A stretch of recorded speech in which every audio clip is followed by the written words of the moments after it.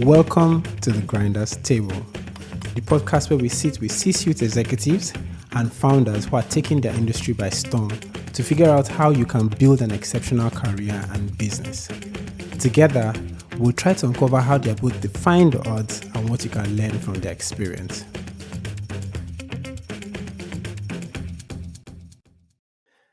Hi everyone, I'm excited to have this first episode, and with me is Oliver. How are you, Ram? I'm not going to do the intros. I'm going to make him tell us who Oliver is. Drop that straight on me. So, Oliver is someone who grew up in a pretty traditional background for someone based in the UK, based in London now. My options were to become a doctor, lawyer, or banker, but I always had much more of an affinity for entrepreneurship and how can you change the world for the better using technology than I did Latin scripts by studying law. So straight out of university, I went to work in the City of London, was exposed to the financial section, large institutions, and it was just by chance that I fell into the emerging markets department there. And as cliche as it sounds, that's when I fell in love with Africa as a continent, for a couple of reasons. From a business perspective, an unbelievable amount of unrealized opportunity, and from a people perspective, it's a continent of kind of resilient and creative dreamers, and it's just an exciting place to be around. So since then, as you know, I've kind of seen all sides of the coin within this market of Africa, investment, technology, et cetera, et cetera. And I founded a number of initiatives, including the Africa Payments Club, which was an executive community for founders and executives within the fintech sphere, a consulting company called Riverhouse Technology, which focused on high-growth financial technology companies across the continent, and held a number of advisory positions for incubators and accelerators as well. And now, obviously, my most recent position as founder of Impact Rooms. Wow, you've had a very interesting career. But let's take a step back. I was doing some recon on you, and and that was when I noticed you did law. Why law? I wish I had an inspiring answer for this one. I did law because I didn't know what to study, and law seemed quite a good general degree to give me options after. I had no particular affinity or passion for law. I just knew it was great for learning how to argue. So that's the reason behind law. It's not inspiring. But hold up. Are you saying that whatever you learned during your law degree wasn't relevant as you grew in your career? It's completely true. Like with everything, you can pull experiences from kind of every chapter of your life, but was it a usefully attained degree in terms of what I now practice in my day-to-day life? Not really. Kind of gives me a bit of analytical thought, but that's about it. So no, unfortunately, the law degree didn't come in tremendously useful. Okay. Now, your first company was Riverhouse Tech, right? That's correct. What lessons did you learn from running this company? Um,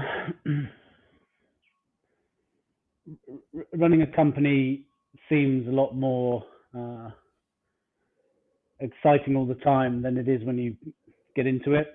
I think every entrepreneur has to go through an experience where they learn a lot of the hard lessons, and it was successful insofar as financially we're in a good place, and it closed kind of with good intention behind it to just build bigger things in Impact Rooms. But I think the most important thing is you've really got to have a very good macro view of everything that's going on, from human resources to operations to business development to marketing. And I think that's your job as a founder and a CEO, is to have a really good macro but also nuanced understanding of each facet of the business. If you are unaware of what's going on somewhere, it will come back and bite you.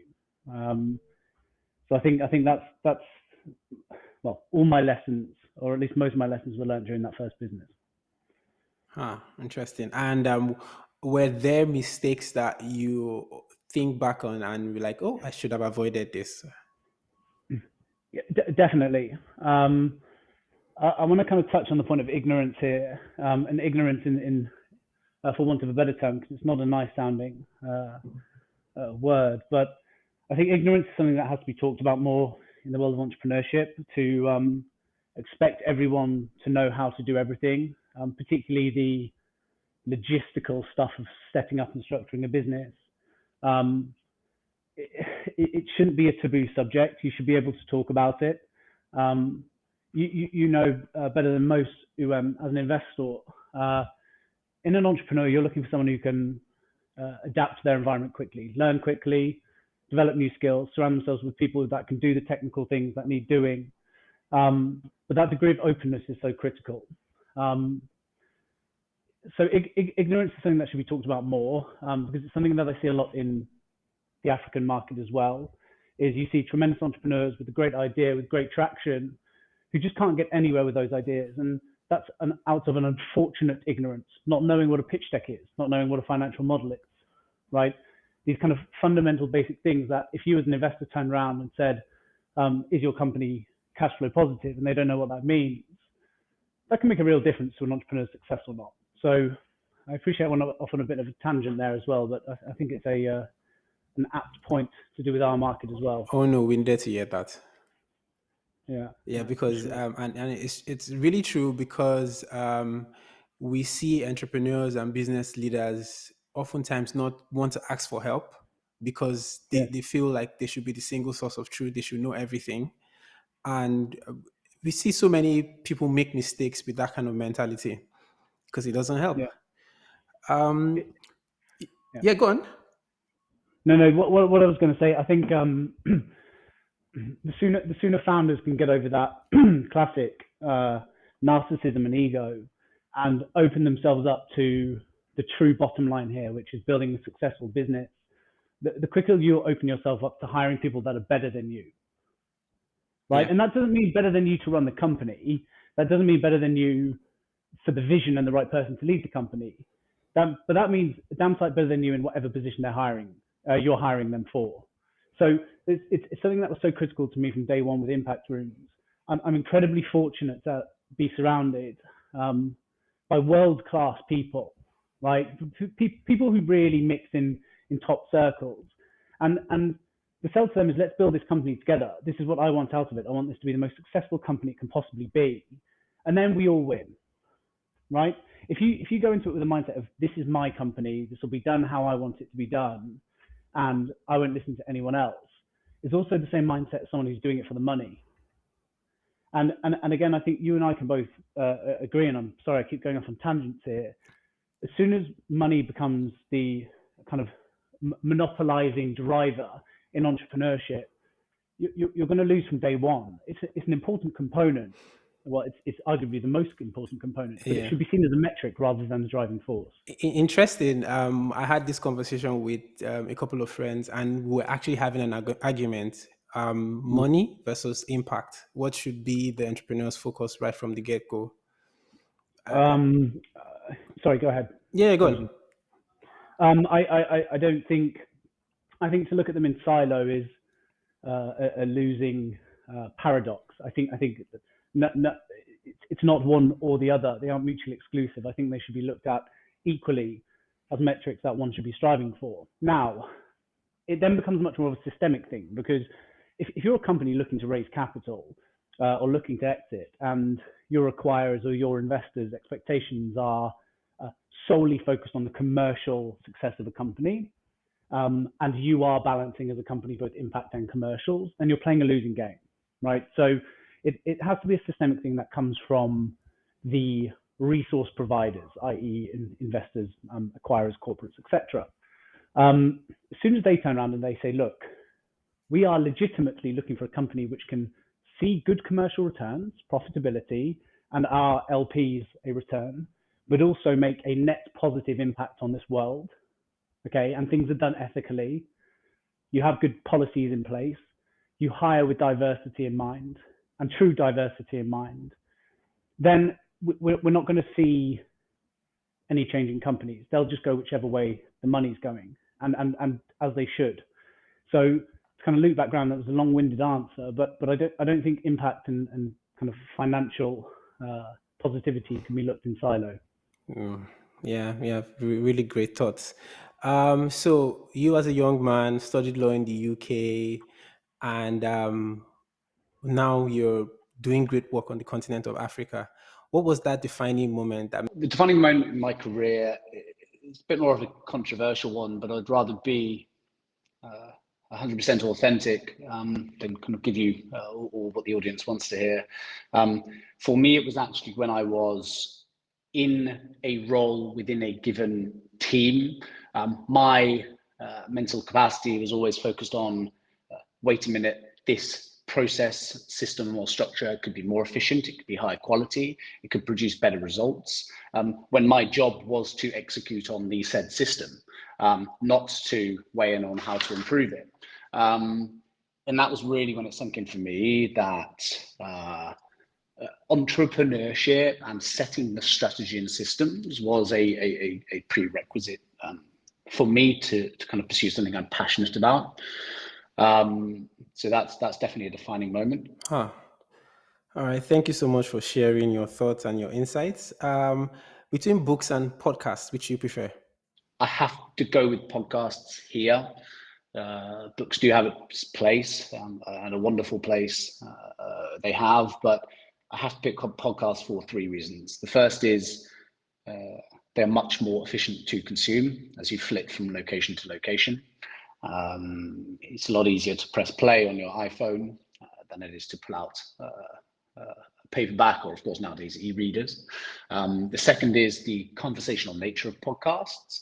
I think it is a nuanced aspect which you cannot capture in a book.